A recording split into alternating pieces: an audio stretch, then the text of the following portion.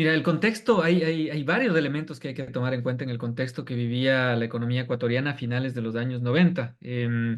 La dolarización formal de la economía ecuatoriana se da por decreto el 9 de enero del año 2000, es decir, hace 24 años exactamente se dolarizó formalmente la economía ecuatoriana, pero la discusión y la utilización en concreto de dólares ya se venía dando, que es algo en que la historia entre Ecuador y Argentina es más o menos compartida. Digamos, en Argentina ya ha habido una penetración fuerte del dólar y hay una utilización del dólar. En Ecuador la situación era similar. Cuando las propias élites hacen memoria, dicen que la economía ecuatoriana prácticamente estaba dolarizada, todo el mundo utilizaba dólares, pero la realidad es que había, y de cierta manera hay todavía una diferencia entre quienes acceden, quienes controlan más las bondades, si ustedes quieren, de los dólares. Y estos dólares estaban en buena medida manejados por sectores vinculados al comercio, ¿cierto? Antes de la dolarización formal, y de cierta manera por la banca. Dólares que convivían en ese momento con la moneda, con la antigua moneda ecuatoriana que se llamaba el sucre.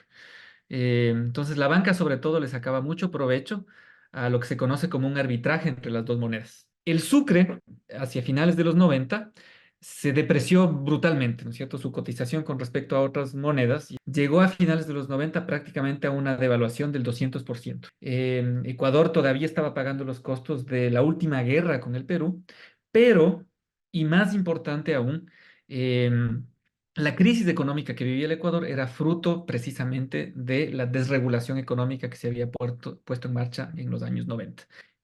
Había dos problemas que los gobiernos de turno, digamos gobiernos de derecha neoliberal, trataban de paliar. En primer lugar, tenían un importante déficit fiscal y además tenían una obsesión con cubrir ese déficit fiscal eh, que venía, ¿no es cierto?, por el fruto de la guerra, por el fenómeno del niño, por malos manejos, por la desregulación económica, por problemas de recolección de impuestos, pero que se había agravado en los últimos años porque la desregulación financiera provocó la quiebra de una serie de instituciones financieras. La dolarización fue en el año 2000, pero un año atrás, un poco más de un año atrás, se dio una crisis brutal en el sistema financiero. Quebraron un montón de bancos, fruto de los malos manejos muy relacionados, directamente relacionados con la desregularización económica que habían puesto en marcha los mismos banqueros en alianza con los gobiernos neoliberales. ¿Qué es lo que hicieron digamos, el último, los dos últimos gobiernos de turno antes de la dolarización? Es cubrir estos problemas, que hicieron lo que comúnmente se llama un salvataje bancario.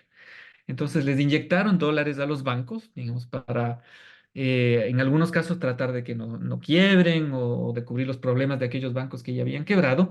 Y para ello, el Banco Central del Ecuador imprimió moneda. Esto era en el contexto de una crisis importante, ¿no es cierto? Donde los indicadores daban cuenta de un empobrecimiento de la población tremendo. ¿No es cierto? Estamos hablando prácticamente de la mitad de la población ecuatoriana, según las cifras del año 99, cerca de 45% de las familias ecuatorianas estaban en situación de pobreza. Había un problema ya importantísimo de inflación vinculado a la depreciación de la moneda.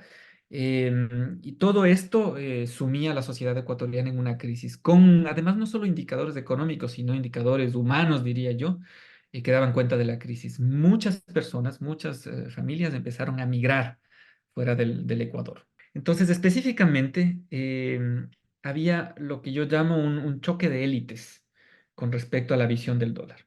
Por un lado, tenías sectores de la banca ecuatoriana, específicamente en la sierra, ¿cierto? Cerca de la capital y en Quito específicamente, em, que utilizaban este arbitraje de sucres y dólares, ¿no es cierto? Estaban sacando provecho, estaban sacando rentas de jugar con el tipo de cambio.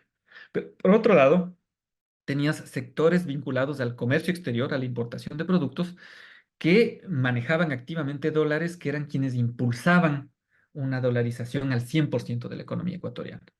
Entonces, una cosa que la historia económica y los analistas económicos tienden a olvidar en el Ecuador, yo pienso que esto deja lecciones muy importantes para que ustedes puedan leerlo en clave argentina, es siempre hay ganadores y perdedores. Digamos, esto no es una decisión técnica más o menos preparada.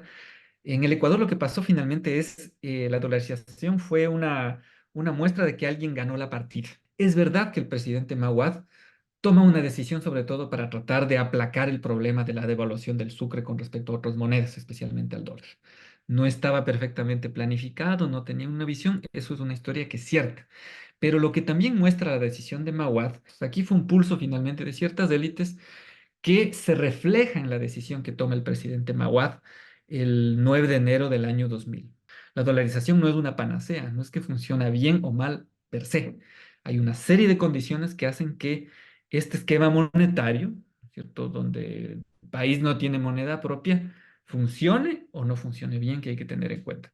Pero eso es básicamente, digamos, ese fue el contexto en que se toma esta decisión, que fue tremendamente controvertida y que fue uno de las razones por las que el presidente Mawad finalmente terminó siendo destituido. Acuérdense que el presidente Mawad, que puso en marcha la dolarización, pocos días, semanas después, no me acuerdo específicamente el plazo, termina siendo destituido.